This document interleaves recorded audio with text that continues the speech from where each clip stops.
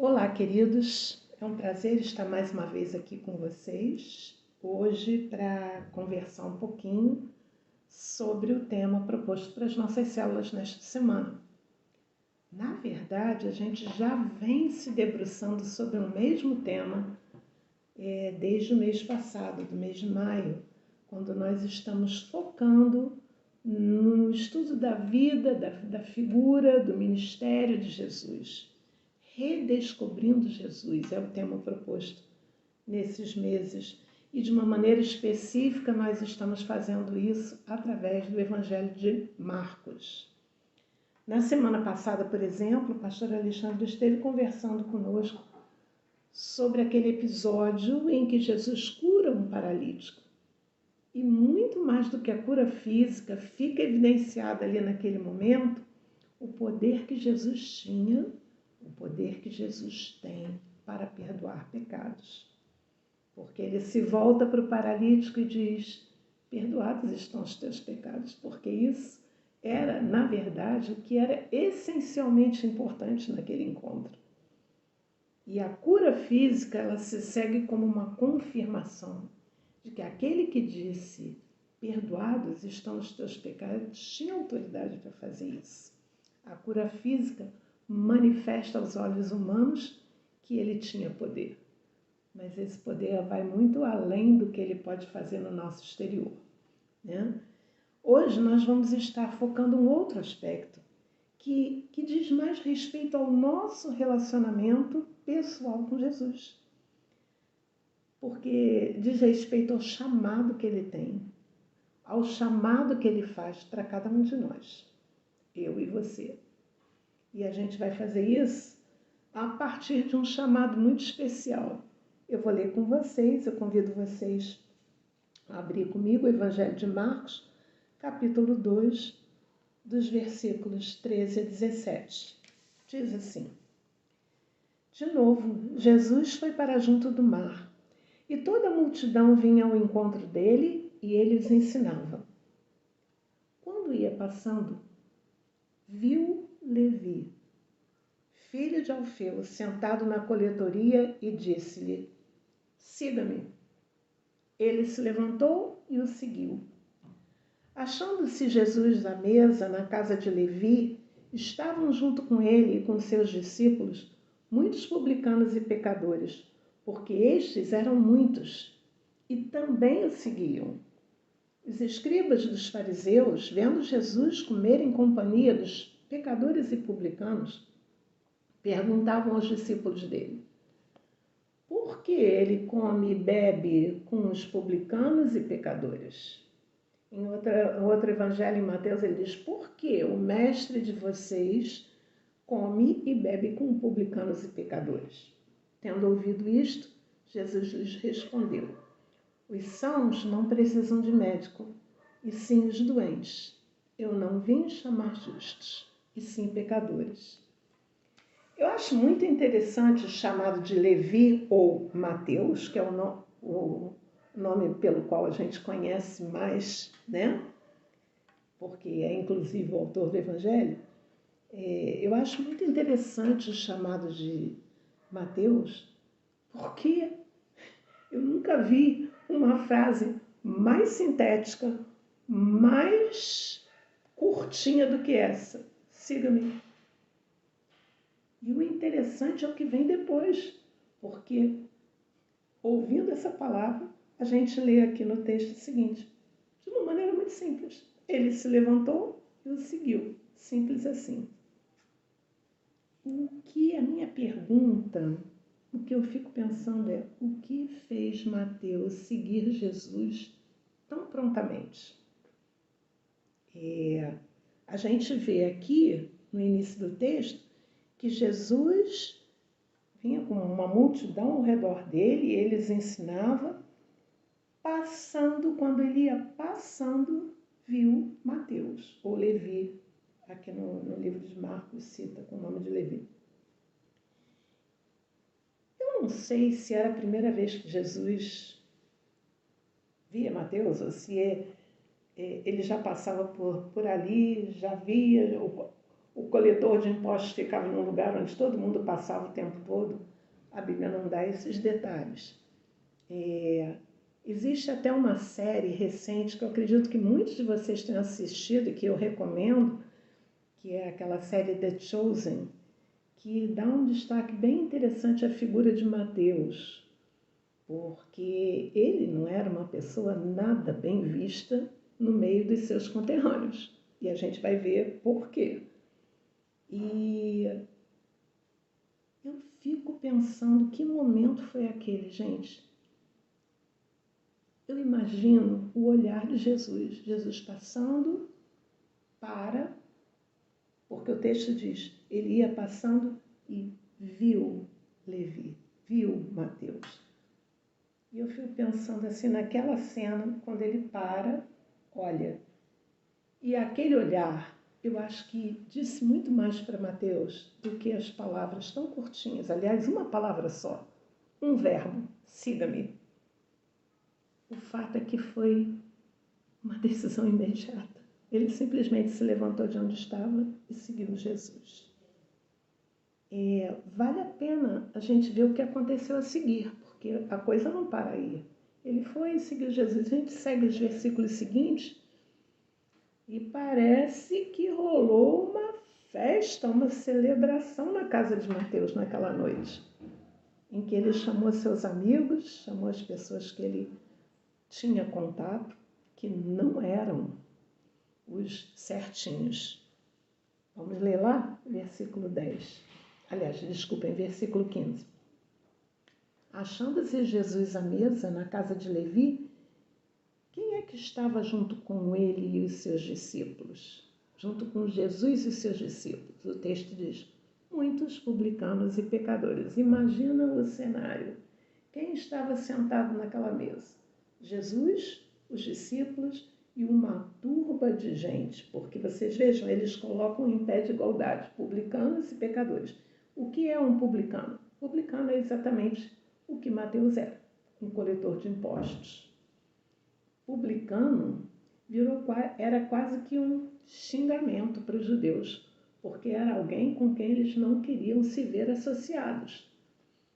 E por que isso?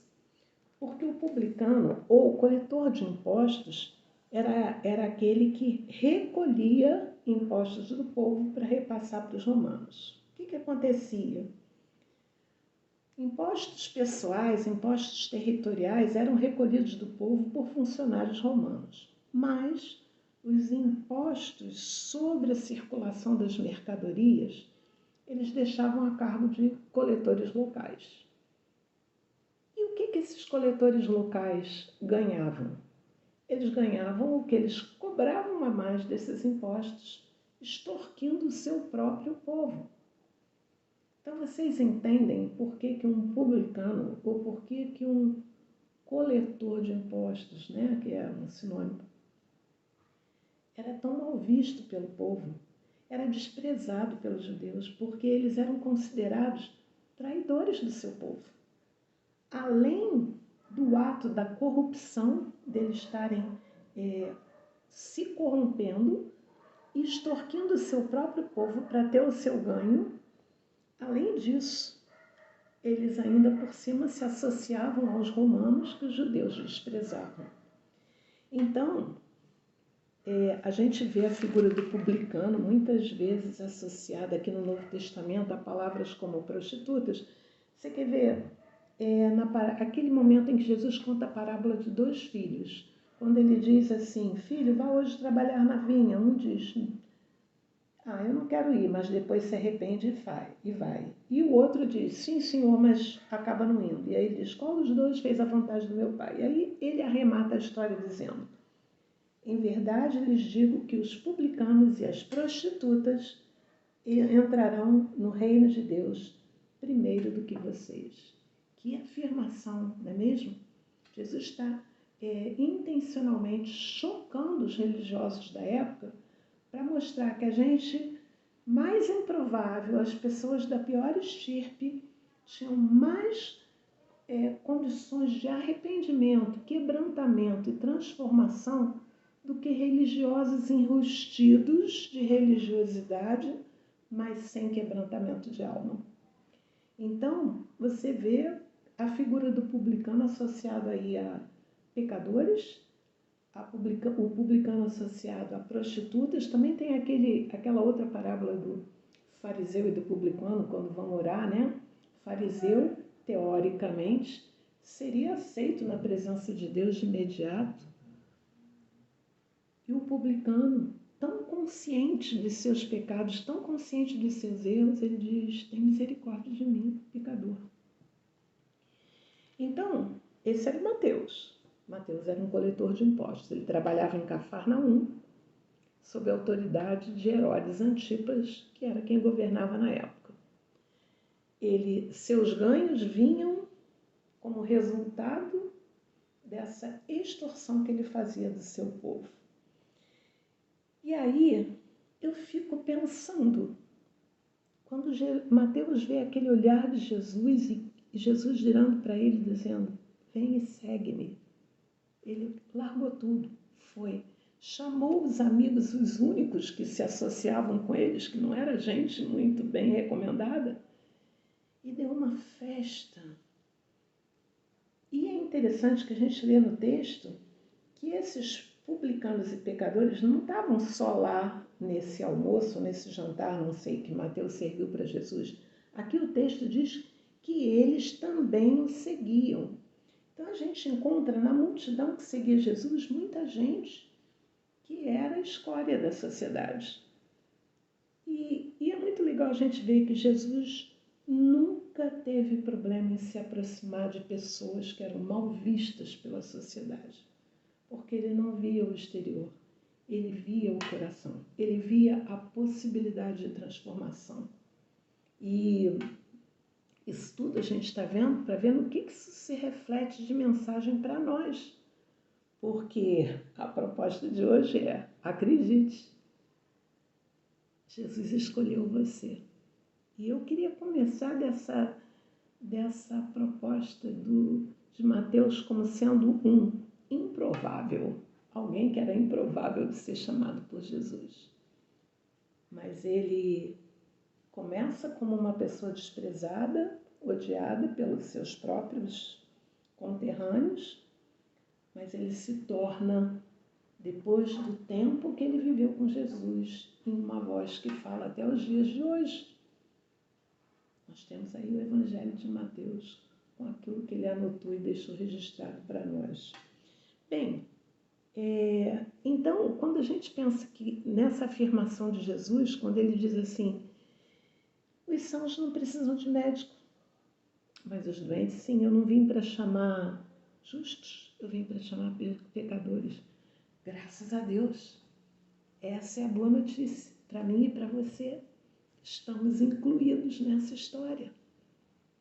Nós também somos os improváveis. Aqueles, eu quando penso, e você também certamente, quando pensa no grupo que Jesus reuniu para chamar de seus discípulos mais próximos, os 12, a gente encontra gente de todo tipo de background que diria: mas Jesus chamou essa pessoa, chamou um Pedro impulsivo, chamou um Simão, Zelote. No entanto, todos, à exceção de Judas, né, se tornaram os apóstolos de Jesus, os apóstolos que Jesus deixou para o início da história da sua igreja. Então, essa é a grande notícia. Jesus veio chamar pecadores, assim como você e eu. Então, acredite, Jesus escolheu você. Eu me lembro de uma canção que eu gosto muito, que tem um trecho dela que diz assim: lírio dos vales, plantado por amor, no improvável solo deste coração, criou raízes, curou a terra, minha alma te respira e quer te adorar, Então essa música me fala profundamente porque eu me vejo nela. Quando Jesus chegou na minha vida, o solo do meu coração era um lugar improvável de florescer. Mas aí vem o lírio dos vales e planta por amor, por mero amor, graça e misericórdia. Planta a sua semente no meu coração, cria raízes na minha alma, cura a terra. E aí faz para prosperar uma vida que vale a pena. Eu acho interessante quando a gente lê, também aqui ainda nos evangelhos, a lista dos discípulos, mesmo depois de Mateus sair da coletoria, seguir Jesus, quando os discípulos são citados, vem dizendo fulano, fulano, fulano, Mateus, o publicano. É interessante porque isso está lá em Mateus capítulo 10, verso 3, vem descrevendo os discípulos e aí diz Mateus, o publicano. Gente, ele não era mais essa pessoa. Então, apesar dele continuar sendo citado pelo codinome pelo qual ele era conhecido, esse apelido não fazia mais parte da vida dele. Ele não era mais essa pessoa. Isso fazia parte da sua velha história, do velho homem que tinha morrido. Agora ele andava com Jesus. E essa é a verdade também a respeito de mim e de você. Eu quero concluir lendo o outro texto que está proposto para nós esta semana como ponto de reflexão, porque nas nossas células a gente não quer ficar teorizando, a gente quer ver como essa verdade se aplica para nós. 1 Coríntios capítulo 2, versículo 26 em diante diz assim: Irmãos, considerem a vocação de vocês. O que é vocação? Vocação é chamado. Então, irmãos, considerem o chamado de vocês. Nenhum de nós está fora desse convite. Se você foi alcançado pelo olhar de Jesus, se Jesus em algum momento estava caminhando, parou, viu você, olhou para você e disse, segue-me. Então você é vocacionado, você é chamado, você foi escolhido. Não importa qual tenha sido o seu background, qual tenha sido a sua história anterior. Então ele diz, irmãos, considerem, de novo aqui, 1 Coríntios capítulo 2, capítulo 1, verso 26 em diante. Irmãos, considerem a vocação, considerem o chamado de vocês. Não foram chamados muitos sábios segundo a carne, nem muitos poderosos, nem muitos de nobre nascimento. Pelo contrário, Deus escolheu as coisas loucas do mundo para envergonhar os sábios e escolheu as coisas fracas do mundo para envergonhar as fortes. E Deus escolheu as coisas humildes do mundo e as desprezadas e as que não são, para reduzir a nada as que são, a fim de que ninguém se glorie na presença de Deus. Ah, querido, que privilégio um dia você ter sido alcançado por esse olhar. Sim, acredite, Jesus escolheu você, escolheu a mim. E não importa se eu antes era conhecida como publicana, coletora de impostos, enfim, qualquer outra história que maculasse. Eu lembro de Zaqueu, como a vida de Zaqueu mudou depois daquele encontro. Não importa o que eu era antes, eu tive um encontro com ele, eu caminho com ele agora.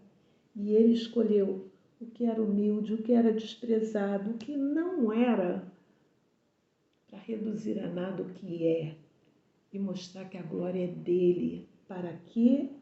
A fim de quê? Isso é a finalidade. Qual é o propósito disso? Para que ninguém se glorie na presença de Deus. É graça, é amor, é compaixão, é misericórdia, foi isso que nos alcançou. E a gente precisa trazer com alegria a gratidão de ter sido alcançado por esse amor e ter tido a nossa história transformada. A certeza desse chamado nos impulsiona a perseverar na presença dele. Mateus nos deixou um testemunho maravilhoso, porque se é verdade que ele era conhecido como alguém que era desprezado pelo seu próprio povo, ele terminou deixando para nós um legado precioso. Que Deus o abençoe, meu querido, que Deus abençoe, minha querida, renovando em você a certeza de que você foi visualizada por Jesus. Ele parou o que estava fazendo, parou para onde estava caminhando, olhou para você, como olhou um dia para mim e disse: siga-me. E tudo mudou. Amém? Que o Senhor abençoe os nossos encontros nessa semana, para que a gente reviva a alegria de ter passado por essa experiência. Deus o abençoe.